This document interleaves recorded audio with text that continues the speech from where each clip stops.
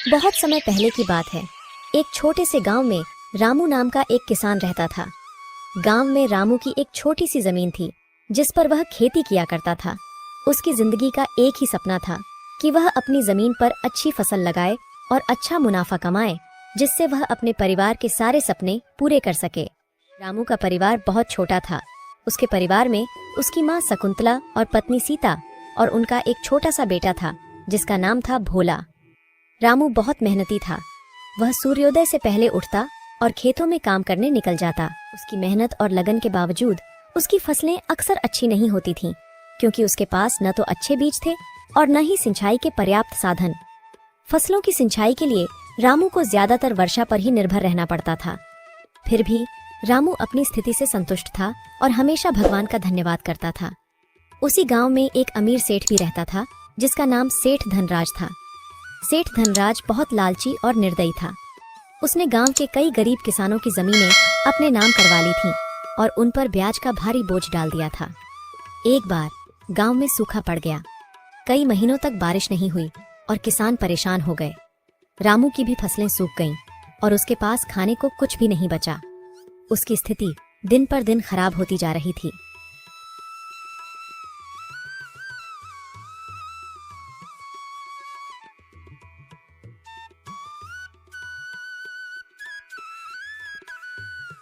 भाई, इस साल तो बड़ी मुसीबत आ पड़ी है।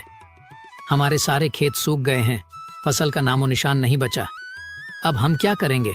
हाँ रामू, मेरी भी सारी फसल बर्बाद हो गई। बच्चों के खाने के लिए अनाज तक नहीं बचा है। समझ में नहीं आ रहा कि इस संकट से कैसे निपटेंगे। सरकार ने तो कुछ मदद का वादा किया था, लेकिन अब तक कुछ नहीं हुआ। हमें कुछ करना होगा, वरना भूखे मर जाएंगे। मुझे लगता है हमें सेठ जी से मदद मांगनी चाहिए। हम किसानों की इस स्थिति के बारे में तो सेठ जी को भी पता जरूर होगा। चलो सेठ जी से बात करके देखते हैं, शायद वह हमारी कुछ मदद कर सके। रामू भाई, सेठ जी के पास तो गलती से भी मत चले जाना।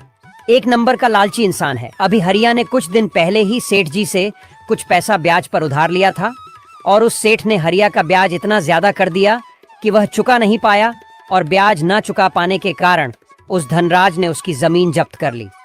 फिर हम क्या करेंगे? अभी तो हमारे पास बिल्कुल पैसे नहीं बचे हैं। घर में खाने के लिए राशन तक नहीं है। अब जो भी हो, अभी तो बस एक सेठ जी ही सहारा है। उनसे अभी कुछ पैसे मांग लेते हैं, बात की बात बाद में देखेंगे। देखो रामू, मेरा मकसद था तुम्हें सतर्क करना। अब तुम जो भी करो, आगे तुम्हारी इच्छा। मुझे लगता है हमें मिलकर गांव की पंचायत से बात करनी चाहिए। शायद वे कोई उपाय निकाल सकें। सही कह रहे हो सामलाल, एकजुट होकर ही हम इस समस्या का सामना कर सकते हैं। अगर हम सब मिलकर पंचायत के पास जाएं और अपनी स्थिति बताएं तो शायद कोई हल निकल आए। ठीक है, तो फिर कल सुबह ही हम सब पंचायत के पास चलेंगे और हमें सरकार की योजनाओं के बारे में भी पता करना चाहिए। हो सकता है हमें कोई राहत मिल जाए। अगले दिन सभी किसान भाई मिलकर पंचायत पहुंचते हैं, मगर वहां पता चलता है कि अभी जमींदार साहब गांव में नहीं है, तो अभी 1 महीने तक गांव में कोई पंचायत नहीं हो सकती। यह सुनकर सभी किसान निराश मन से अपने अपने घर आ जाते हैं।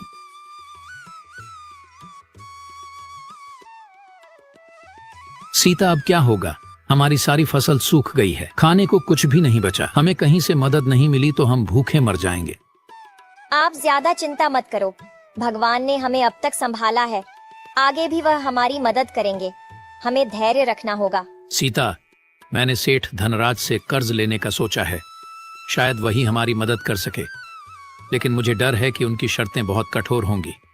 हाँ, मैं जानती हूँ कि सेठ धनराज बहुत लालची है, लेकिन अभी हमारी स्थिति ऐसी है कि हमें कुछ न कुछ करना ही पड़ेगा। तुम सेठ धनराज से बात कर लो, शायद कोई रास्ता निकल आए। ठीक है, मैं कल सुबह ही सेठ धनराज के पास जाऊंगा। बस भगवान से यही प्रार्थना है कि वह हमें इस संकट से निकाल दें। आखिरकार भूख से मजबूर होकर रामू ने सेठ धनराज से मदद मांगने का निश्चय किया। आओ आओ रामू, क्या हाल है? सुना है तुम्हारी फसलें इस साल बुरी तरह सूख गई हैं। हाँ सेठ जी, इस साल सूखे के कारण हमारी फसलें पूरी तरह से नष्ट हो गई हैं। हमारे पास खाने को भी कुछ नहीं बचा। मैंने सोचा कि आपसे कुछ मदद मांगू। मदद? हाँ, क्यों नहीं, लेकिन मदद के बदले में मुझे भी कुछ चाहिए। तुम्हारे पास देने के लिए क्या है? सेठ जी, मेरे पास देने के लिए कुछ भी नहीं है, लेकिन मैं वादा करता हूँ जैसे ही मेरी फसल उपज जाएगी, उन फसलों को बेचकर आए पैसों से मैं सबसे पहले आपसे लिया कर्ज भर दूंगा। देखो भाई रामू, ब्याज का मतलब होता है कि तुम्हें कुछ ना कुछ मेरे पास गिरवी रखना होगा। तुम्हारे पास तुम्हारी जमीन तो है, वह तुम मुझे गिरवी रख दो और बदले में ब्याज पर पैसे ले लो। ठीक है सेठ जी, जब तक मैं आपका पैसा नहीं लौटा देता मेरी जमीन आपके पास बंधक रहेगी। और हाँ, इस पेपर पर साइन कर दो। जब तक तुम मेरा पूरा कर्ज नहीं चुका देते तब तक तुम्हारी जमीन मेरे पास बंधक रहेगी, और अगर तुम कर्ज नहीं चुका पाए तो यह जमीन मेरी हो जाएगी। जी सेठ जी, मैं वादा करता हूँ कि मैं मेहनत करूंगा और जल्द ही आपका कर्ज चुका दूंगा। बस मुझे थोड़े बीज और कुछ खाने का सामान चाहिए। ठीक है रामू, मैं तुम्हें कुछ पैसे उधार दूंगा। ये लो, तुम्हारे लिए कुछ बीज और खाने का सामान। धन्यवाद सेठ जी। रामू उन कागजों पर अंगूठा लगा देता है।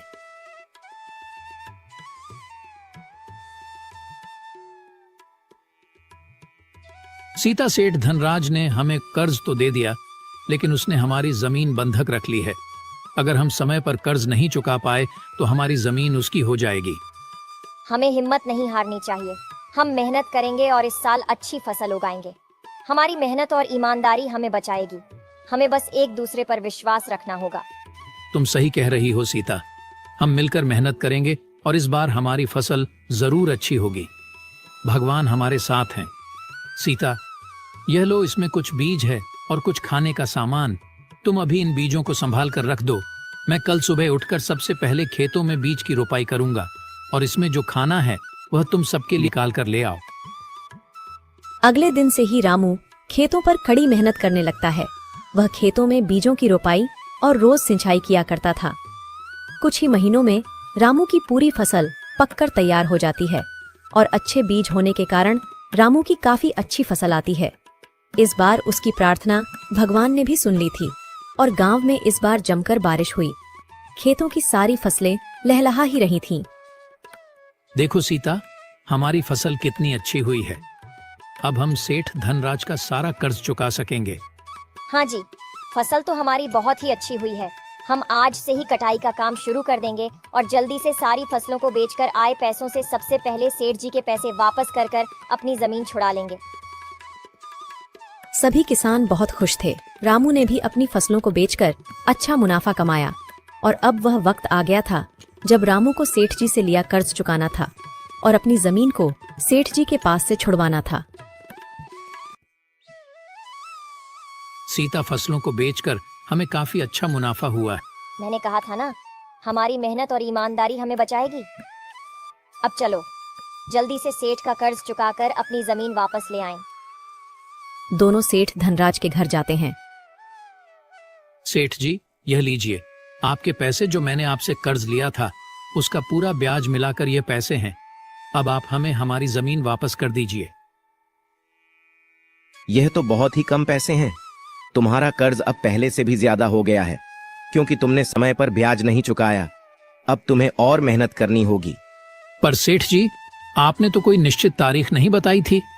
आपने तो कहा था कि जब पैसे आ जाए तो तुम यह जमीन छुड़वा सकते हो, और अब आप कह रहे हैं कि हमने समय पर ब्याज नहीं चुकाया।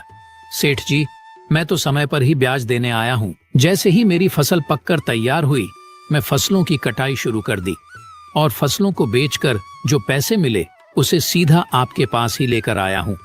देखो रामू, इस कागज पर साफ साफ लिखा है, अगर तुमने 15 दिनों के अंदर ब्याज के लिए हुए पैसे वापस नहीं किया तो यह जमीन मेरी हो जाएगी, और अगर उसके बाद भी तुम्हें अपनी जमीन वापस चाहिए तो तुम्हें 20% और ब्याज देना होगा।